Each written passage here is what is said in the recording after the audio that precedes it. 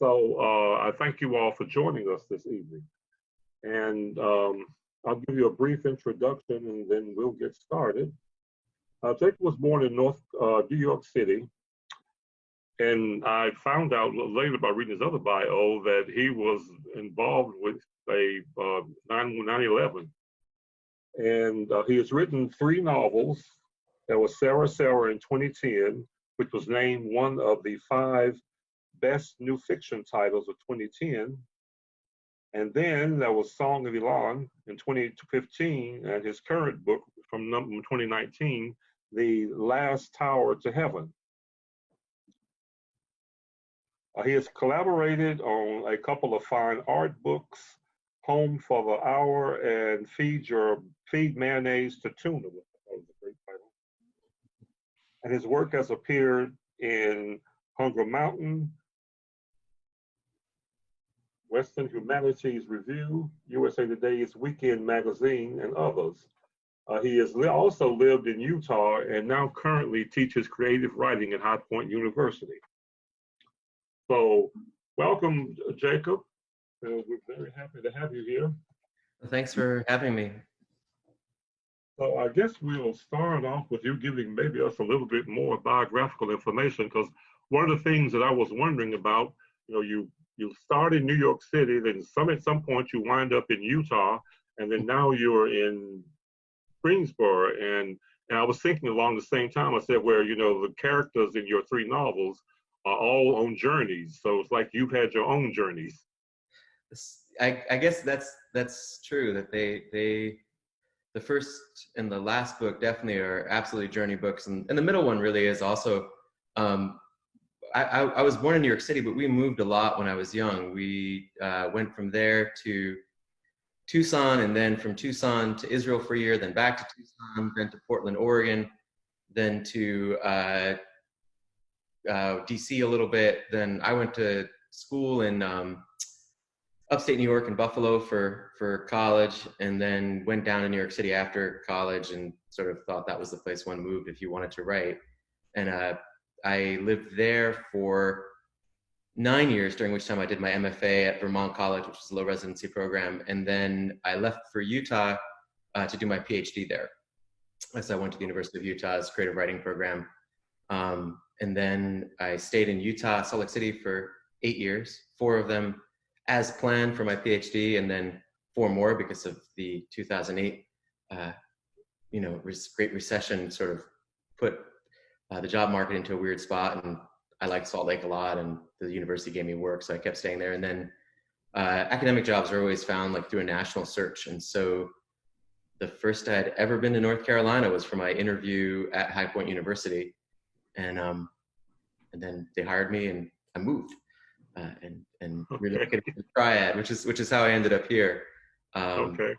But so growing up, we lived a lot of different places, and I think as an adult, I really came first to think about the West as where I sort of thought of as home for a very long time, even when I wasn't living there.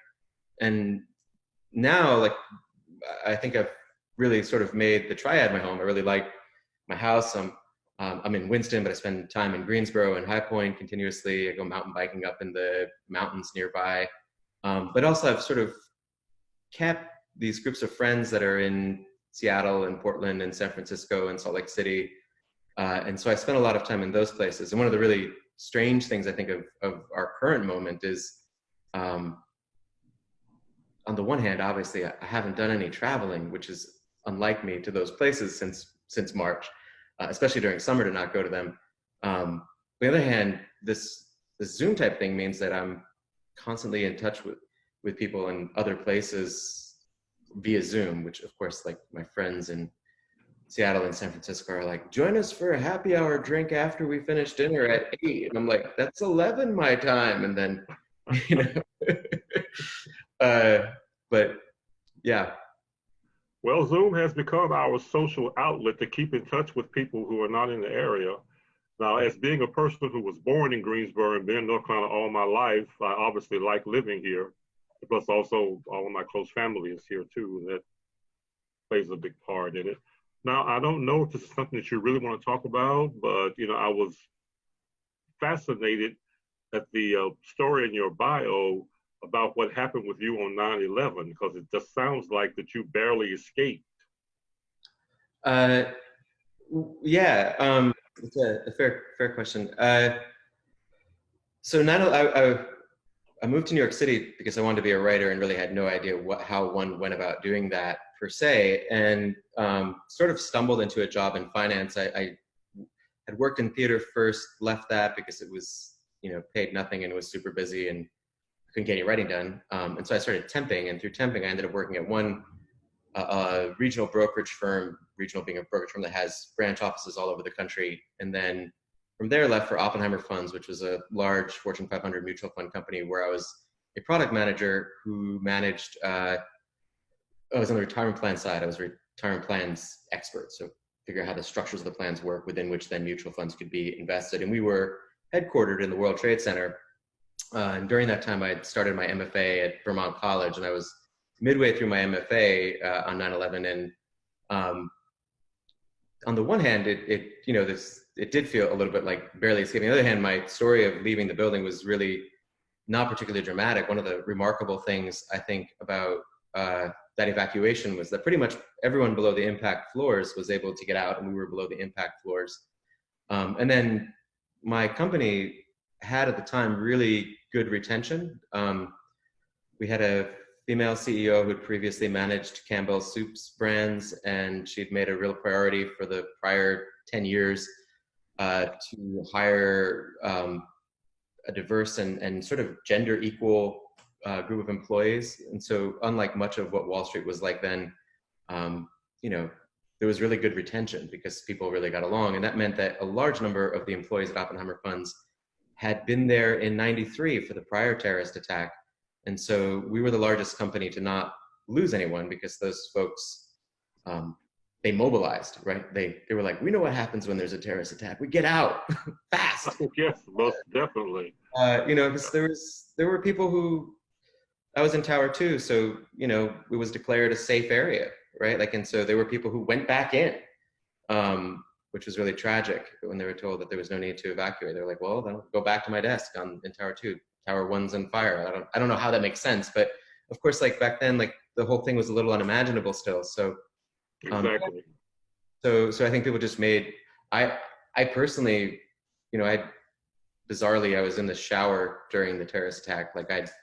I'd in one of my many sort of half silly, half angsty moments of trying to adjust my life in New York City to how I thought my life ought to be if I lived in the West, had started riding my bicycle from Inwood, which is the tip of Manhattan where I live, down along the West Side to the World Trade Center. And then I would go shower. We had showers in our, on one of our floors in the bathrooms. There's a little locker room area.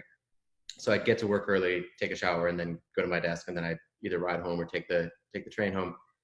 And so I was in the shower when the other building was attacked. So I had no idea what had happened. And then, there's an announcement on the PA that says it's been a thing with an airplane. And I assumed that, a Cessna, I don't think, my first thought is not hijackers have taken over an airliner, because again, that isn't, why would you think that? Whereas it was easy to imagine a doctor has taken his friends a little too close, has a heart attack and crashes into the building. So, I walked out, and we're in our offices were in the 30s. So I think our floor was 33 or 34, the internal staircase. I'm looking for everyone because they evacuated fast. Again, they were on it. And see anyone. I couldn't see up to where the other building had been hit. And this guy, Phil Witkower, who was the designated fire warden. So he was a vice president of marketing, I want to say, but his job was make sure everyone's left. So he comes around, he's like, anyone still here? And I'm like, I am. And he's like, you should leave. And I was like, okay, stairs or elevator? He's like, definitely stairs. And I got on the stairs with a bunch of people who were pretty freaked out. And I was kind of still, I didn't know what it was. I was like, you guys are being overly concerned. And then we were hit. And then I was like, oh, this is more urgent. But, we routed out underground, and we came out north of the complex. So it was, in some ways, I was showered and clean when I came above ground. And the very strange juxtaposition of the very dramatic and then a kind of mundane. You walk down a bunch of stairs, you walk through a concourse, it's all pretty calm. And then you go above ground and you're away from the main danger. Everything is crazy, but you're away from the main danger. Well, honestly, yes, because to us, that was just something that we imagined that could never really happen on American soil. So this was a real eye-opening thing. And, you know, I think you're the first person that I've talked with who actually had a firsthand experience with it. And because, which made me think about, but you mentioned that you went to New York City with the intention of becoming a writer. What led you to want to write? So, I mean, I grew up reading really, really avidly. That was, you know, I'm one of 5 kids. Our family, after I was 10, we didn't have a TV at all. You know, we lived in certainly very comfortable houses, but not large ones. So like, you know, I always shared rooms, we were always sort of together. So I just read nonstop as like a primary escape. Like either was reading, doing schoolwork, or trying to find something weird outdoors to do. And I think that was the baseline. And along with that, when I got to college, I really had a naive sense of what college even was. I went to SUNY Buffalo, which is, you know, a flagship state university in New York State, which means it's a large R1 school that doesn't care a ton about undergrads. My father was a physicist, so I was like, I guess I should be a physics major because that's, I think, what men do when they grow up. Like, so, you know, I started taking physics and math classes as one does, and I didn't dislike those classes, but I was like, where are the books? I don't take any English classes. Like, what, you know, like, and I was used to like the high school routine where whatever you're studying, you're still gonna like do some reading, do some math, do all these different things. And so I guess my second semester, I signed up for 2 English classes. One was like a sophomore level survey of, you know, kind of Mark Twain forward American authors. And then the other was a fiction writing class with this guy, Raymond Fetterman, who prided himself on being the father of American experimental novels, experimental fiction. But he had been part of the group that founded Fiction Collective 1. So he would get up in front of class and he would yell at us and be like, "You guys don't know how to play anymore. Do you know what play is? It's to loosen things." He was like a refugee from France. Like his family had thrown, according to the legend that he spun, his folks, while being deported to the camps, had thrown him off of a train in Vichy, France, and then he'd come to the US in like 47, 48 and started playing like a jazz saxophone and working at a auto plant, and then got a degree in French because he was French, and then was a Beckett scholar, and then started writing, and then had moved into this position. So he'd yell at us that we didn't know how to play, and he'd be like, "In the 60s, my students, they would make Mobius strips, they'd have light boxes, they do fucking incredible things. You guys, like, maybe less punctuation, just get rid of the punctuation." And then he would yell at us for not knowing grammar, you know, like it was like this kind of both things. So that was sort of fun, but I think that was kind of the beginning, was like this idea that there was room to really radically play. And I think that most of my experiments from then were understandably juvenile, but really juvenile, but like it was sort of this weird space you could do stuff in. And so I then just was like, that's what I'm doing. And then I just kept taking classes and writing. Well, you mentioned about the no punctuation brings back memories of when I took an English class when I was in high school and read Tristram Shandy, which to this day I still despise because of no punctuation. And I, at one point, too, felt like I wanted to be a writer. My first thing I tried to write was on a long trip to visit relatives. And when I was in the 8th grade, I wrote this little thing called Sex Party at the Beach, which my mother was horrified at and promptly threw away. And then when I was in college, I took a writing class. And at the end of the semester, Tamisha told me, I was asking her, well, what do you think? She said, well, I'm going to tell you, Mr. Hedden, I really think you should stick to your library work as a career. So I thought, well, okay. So I will be one of those people who will enjoy the writing of others. When did you find it? I know I hear stories about writers trying to get that first work published. How did that go for you?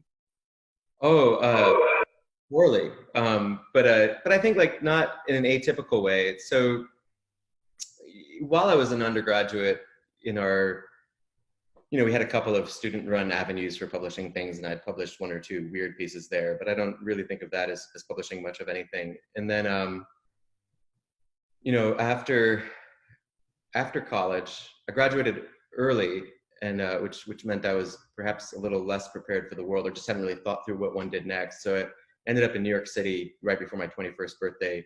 It was like, what does one do?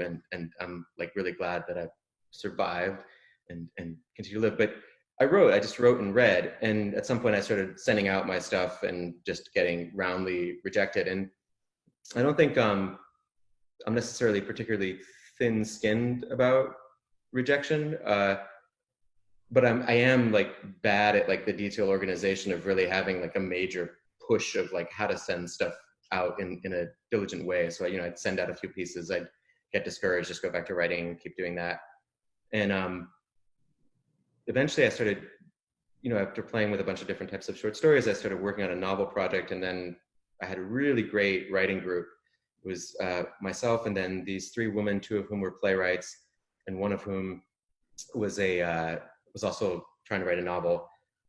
This was when we were in our early 20s, all about the same age. It had been set up by the New York Theater Workshop, and my friend Lee, she'd gotten me into this little writing group, and she was writing one-woman shows and directing. And then this one, Kate Wallet, was writing really complex and kind of amazing stuff. And we hit this moment where we'd been so great for each other, where we'd kind of used up each other's energy, and we all got it. So we all applied to graduate school at the same time. And then Lee was invited to take over because the director had died, Witt's direction on London's West End. And she was like, I guess I'm going to be a director, not a playwright, because that was, she's like 25 at the time, and she's directing on London's West End. And she is a really successful director. And then Shayna, who was the other fiction writer, went to Columbia, and Kate went to Yale's drama program, and they're all doing these fancy things. And I went to a low residency program in Vermont, which was really amazing. By the time I felt a lot like I'm going to the community college version of what they're all doing. But it was good for me. And during that time, I kept working on that novel. And when I got done over those 2 years, because I had the same sort of project as an apprenticeship, in many ways, like my writing and what I want to write, everything had really shifted a lot. But I felt that I had to finish something. So I kept working on that novel for about another year while thinking through what I wanted to do with Sarah Sarah, and not writing it though. And at the end of that year, I started sending out to agents, as one does, without any really good success. And then I wrote a first draft of Sarah Sarah very quickly, in maybe 11 months, 12 months. And as soon as it was done, I sent it out to 2 agents, like a chapter, query and a chapter. And one of them immediately was like, can I have an exclusive to look at the whole thing? And I was like, this is amazing. The hell with that old novel. I'm going to be on it in like 2 weeks. Like, I see how this is going. And I'd already gotten accepted into my PhD program. I was like, I'm going to leave that over, but like, I'm probably going to be too famous to go to graduate school now. Like, I really remain naive and daydreamy about these things. And so I had this agent, and he was good. He was about my age. I think I was 29 then. And he certainly meant well. What I sort of learned was that I was the client he was using to try to break out of the business his mother had established, which was based around mystery novels, into literary fictions, and which was fine. I was actually okay with. That meant he was interested, and but he's sending out slowly. He'd send out the manuscript to 3 places at a time, and that was still. This is like 2003. It was still the era of that being done with like physical copies being sent out to people, right? And he'd wait to get them back so he could send the same copies out again. So it'd be this slow routine. And he was like, everyone's reading it and we're getting close. And then I started PhD, and then we lost track, and then he suddenly became hard to reach. And then he got in touch with me, and basically the publishing industry was changing. So he'd sort of decided he didn't want to be an agent anymore, but he thought he would keep some of his clients while he got a new job. So he didn't tell us that that's what he was doing. And then he realized he couldn't really keep clients. So then he had to tell us. So there's been this gap at this point where he'd been working to try to publish it for, at that point, that must have been 2006. So like for 2 or 3 years. 2004 is when he started really sending it out. So maybe it was 2007 even. So it's been about 3 years. At that point, I published a chapter from it, which was like the first real publication I'd had, which was cool. And then, but I was working on Song of Ilan, so I just started working on the new novel. I didn't think about that novel. And then I was at the AWP conference in, I guess it must have been 2009.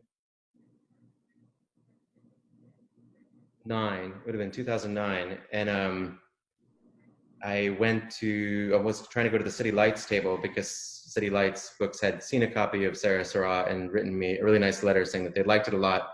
They only published like 2 fiction titles a year though, and so they couldn't.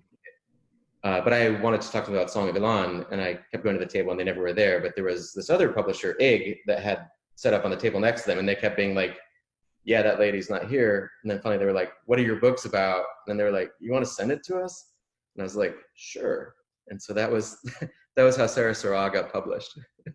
And they worked really hard to get it out and to do publicity, and yeah. Well, I mean, it's a great book.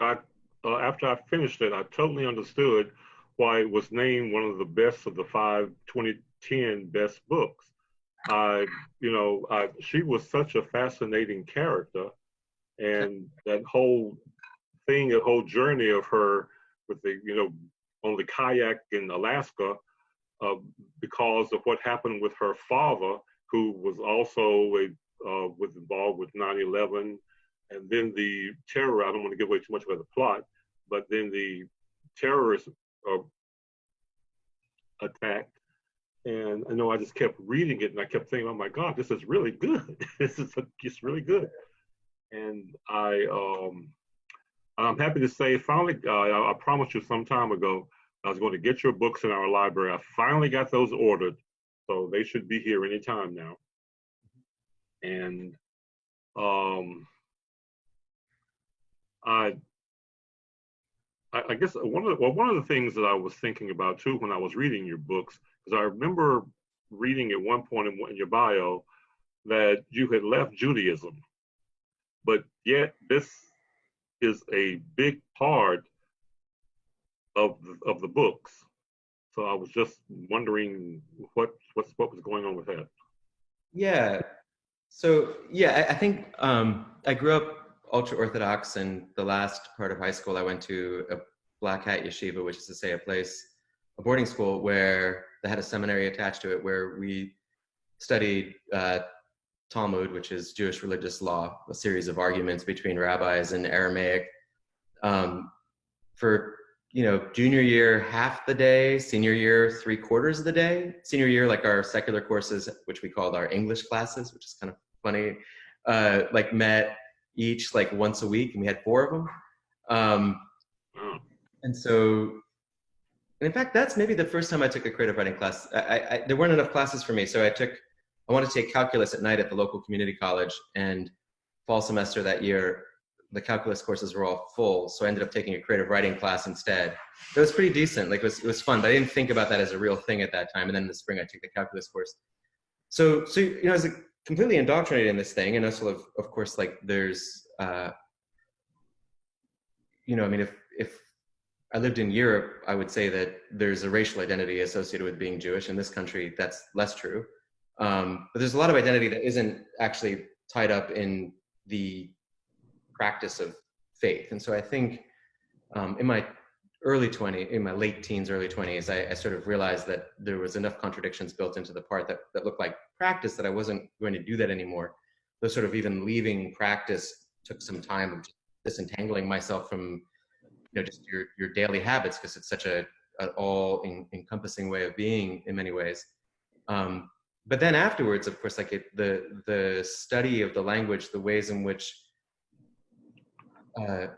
religions like Judaism, or I think of Islam this way as well, that use texts as their primary mode of accessing how God is speaking to them. But these texts are ancient and in different languages and have been debated serially as a way of getting close to the divine for thousands of years, right? Like that to me is a fascinating set of processes of like how to make sense in the world. And I think one of the big shifts for me is like my early writing, that novel that will never be named, that sits in a drawer maybe, or a shelf, or probably a 3.5-inch floppy really is where that novel is, the one that I wrote during MFA. It was like this guy who's like so angsty and angry at the problems of religion and God that he begins to sort of invent a God that he can actually be angry at, right? Like his disbelief gets so big he needs God to be real so he can have that conflict, which in retrospect makes me feel like I was probably ripping off Herman Hesse. But it was just angsty. And I think after 9/11, one thing that did clarify for me was that, like these kinds of weird crises of like how one axis is a sense of meaning when it seems to be in deep contradiction, and like the texts you have are divine texts in a language that is no longer ordinary, that are very old, that have been continuously debated, that can translate into real action, which of course is the stuff that novels are usually more made out of than interiority or just struggling with something like an existential crisis. So that really led me, I think, with Sarah Sarah especially, to just want to say, like, okay, like, so I've been so angsty about this process of leaving a faith. What is the process? What does it even mean to join a faith? Like, what does it mean to become religious? And so I wrote that book to try to understand that as a way of having a protagonist who come from a secular background who then does become Orthodox. And that book, of course, led me to be really, I realized in writing that book that the question that interested me next was the question of what it would mean to have a religious crisis, or have a problem for which the prayer in answer, the offering up, would be explosive martyrdom, terrorism, right? Like to blow oneself up along with others. Like, what is the religious moment that leads to that? Because I do think of, I mean, of course, there's all sorts of terrorism for all sorts of political reasons and so on and so forth. But I do think of the 9/11 terrorists as people who are in the throes of a religious crisis, and whose answer to their questions of faith or their questions of God involves this act, which makes that act in some ways a prayer, right? Like, or an offering of some kind. Not my favorite kind of prayer, but like for many reasons. but so I wanted to understand that, and I wasn't gonna like, I'm gonna study why Islam would do that. I mean, like, I wanted to see how a Jewish character could get there through a relationship to Jewish texts. So my protagonist in that book is obsessed with these translations of the Psalms, specifically Psalm 89, which constantly talks about the, like, 1,000 years in your eyes, Lord, is like a moment yesterday at night already gone, like the grass already withered from the sun after the dew, like, and you tell the sons of man to return, and then you decimate them, and then you say, come back to me. Like, it's that kind of thing. And then I paired that with the Song of Songs, which also uses much of the same kinds of language to describe like kind of this romantic radical absence.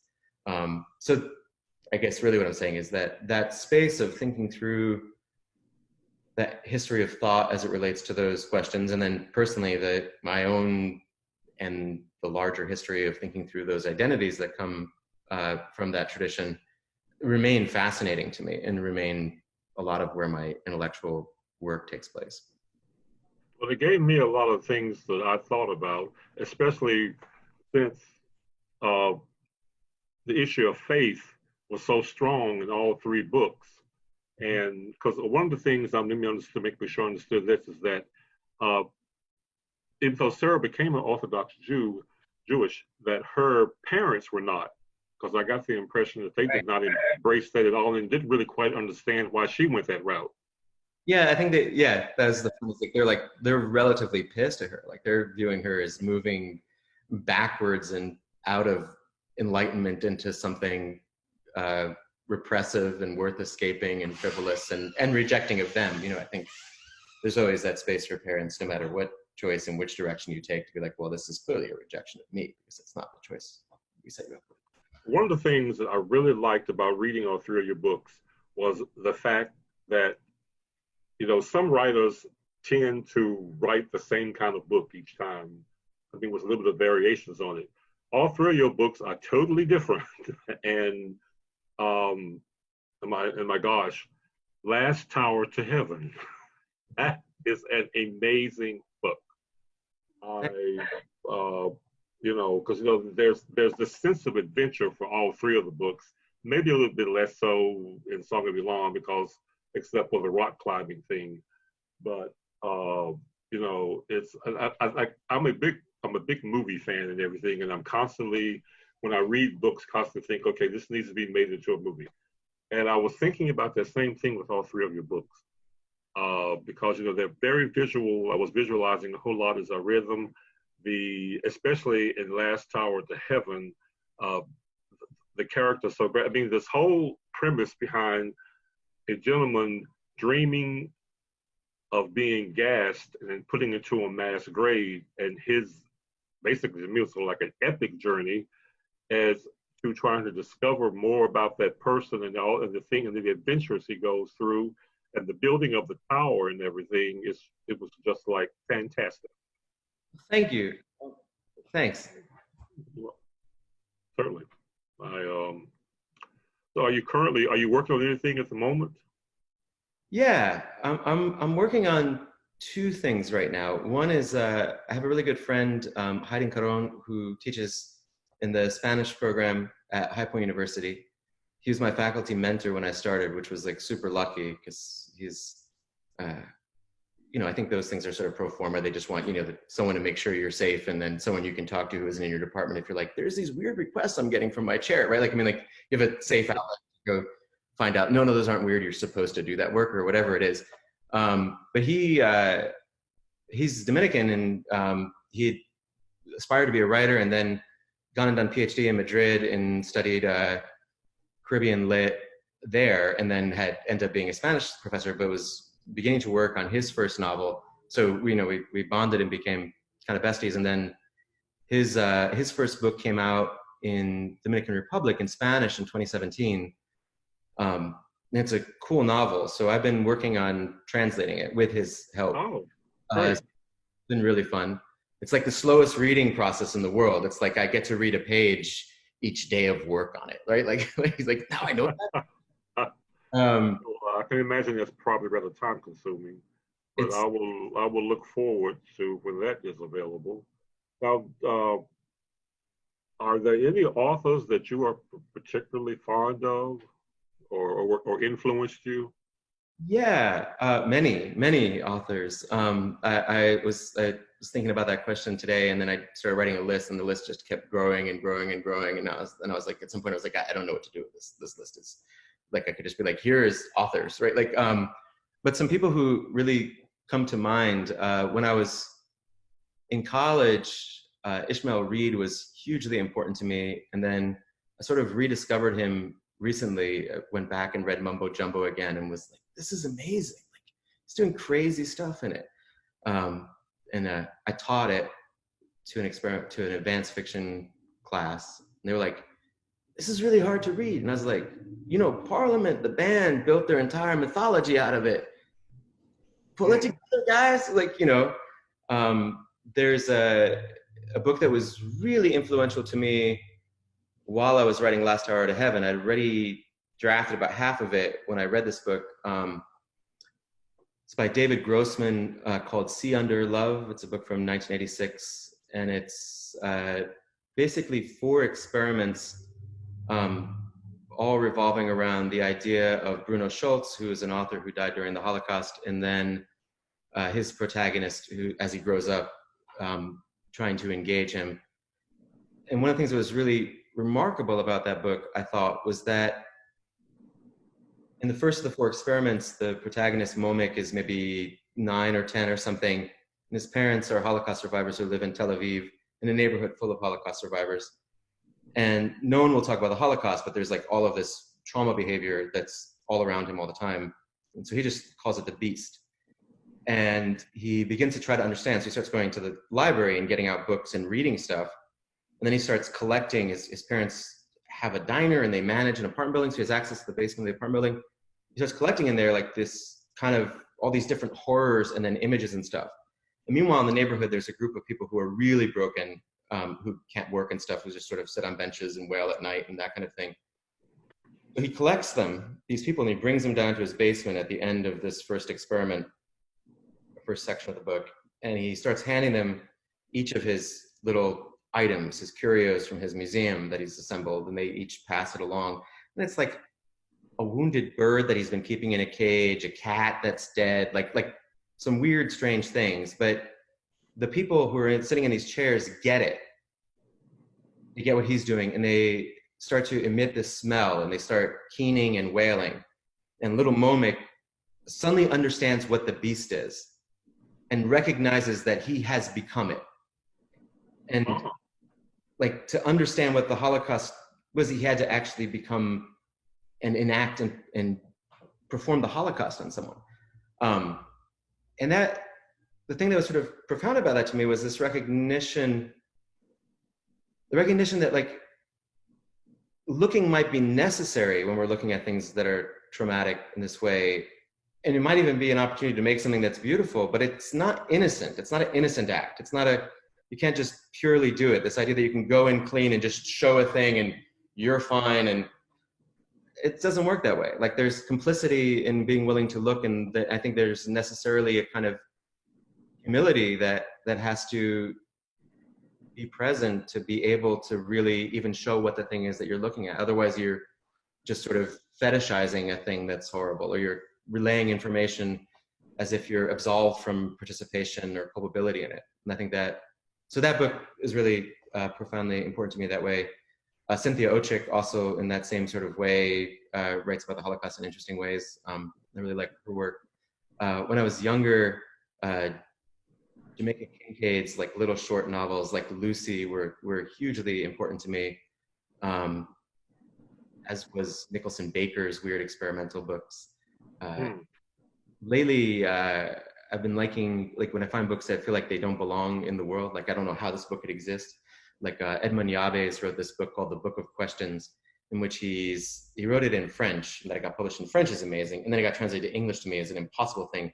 But basically, it's these fragments of dialogue between rabbis that he's invented who are having a debate in the form of like a Talmudic argument or a Mishnaic argument in order to create the language that could then speak into being the God who could exist after the fact of the Holocaust, and then allow the book itself to be told, which is like just bonkers, but beautiful.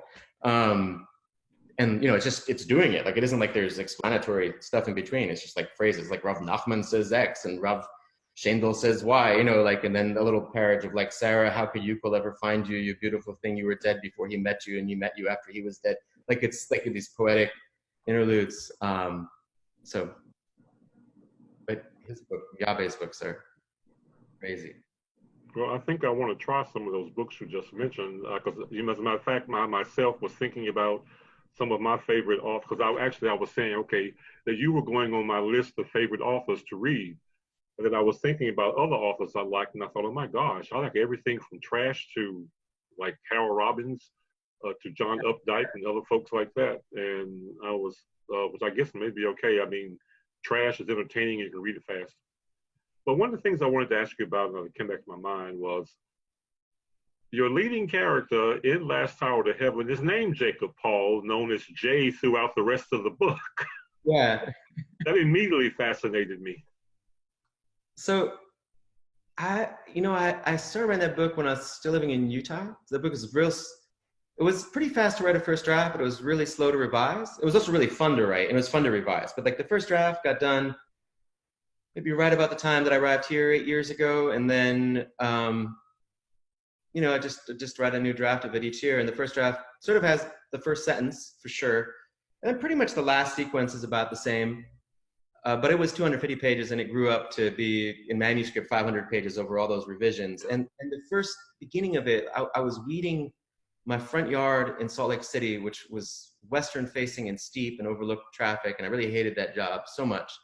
And the sun was baking down on me, and suddenly that first sentence came into my head with my name in it, and I was like, that's a ridiculous sentence. I don't know what to do with that. I'm gonna ignore it. And it just kept coming back to me, and then it added its second sentence, and it was really ridiculous. I was like, okay, I got 2 sentences. I need to write them down. And I quickly became uncomfortable with, like, within the space, as you know, of the first paragraph, I get uncomfortable with using the full Jacob Hall. So I switched it down to J. And I think for a long time in drafting, I just assumed that I would get rid of, swap it out. And I just never did.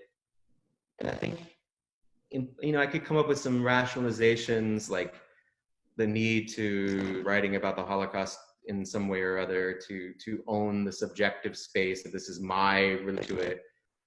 There was the part that's fun at some points to think about, like, I was going to name it my real imagined future memoir, but that's like just because it's cute. Like, I mean, it's not what the book is really.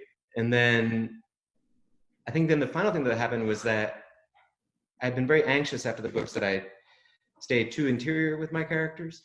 And I was like, I'm gonna write a book where there's not a lot of interiority. So early drafts, I just had taken out, I just didn't include interiority in that novel.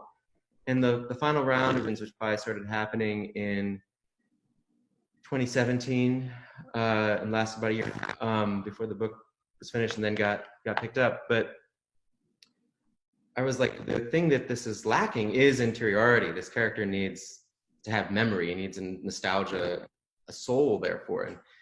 And I realized like that even though I'd been trying to be very different from me because he was named after me, what I could do is like, I could have him just remember stuff for that moment could be memories of my life. And so in some ways his past, even though I've modified it in ways, is my past, though his future is nothing like my life thus far, knock on. I hope not. Because actually, when I read that first page, I said, wait a minute. So I went back to check to make sure I wasn't reading a nonfiction book. And then I realized that you did actually, which I suppose I like. I like that. I like that idea. And I saw where you worked on that for 7 years. Long time, yeah. Yeah, I think probably like 10 years is about right. Wow. Well, I think you accomplished it. It's a brilliant book. I loved it. Well, Lord, looks like I can't believe this much time has passed off. Do you have any advice for any expiring writers? Sure. I mean, I think there's, the advice that everyone, and you all probably already know, is like read and read and read and read. That's definitely a thing. And I think was helpful for me in that reading process to think about how books were in conversation with each other, like how one book leverages a book and uses parts of it, and how that evolves as you get from book to book. And there's like narrow need chains, like the one that's I always like to talk about because it's so nifty, is there's a French author, Huysman, who writes a book called Against Nature, which then shows up in Oswald's picture of Dorian Gray as the most evil book in the world that Dorian carries around. And then 3 years later, Gide, another French author, writes The Immoralist, in which Oscar Wilde is the character. Gide later denies it. He's like, we were friends, but I would never, but Gide was just cranky. But so these books have like little, evolution, and you can see their aesthetic evolution too, and interested in aestheticizing stuff evolving as well. And you can see how other stuff that's happening shows up. So by the time you get to Gide, he's really bringing in some Nietzsche, and whereas like Huysman is really invested in Schopenhauer, right? I mean, he's 30 years earlier, right? So Schopenhauer was a big philosopher then, and by that time Nietzsche had come out and was angsty that Schopenhauer had done half of what he already wanted to do. Like, he's doing a different kind of thing. And so I think if you can track how those things are moving, and then track why these authors are shifting their aesthetic choices, like how they're seeing new difficulties and problems, and then trying to respond to problems in new ways while addressing what comes before them, makes the structures visible in this way that lets you then leverage those structures in your own writing. And to give you, I think, also a sense of like, well, what am I writing back to? What am I writing against? What is the conversation I'm having? Because I think books are always written in conversation with other things, whether you are conscious of it or not. Yes, exactly.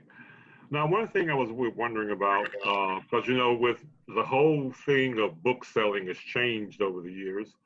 But besides Amazon, where can your books be purchased? So definitely at Scuppernong in Greensboro. Okay, great. And if they don't have them all in stock, you should shake your fist and say, how could you not have the great Jacob Hall in inventory at all times? No, don't do that. But they've been really lovely in supporting me and like my stuff in. And if they don't have it, they can get it easily, I guess is my point. And then in Winston Bookmark, same story. Okay. That's what I thought, because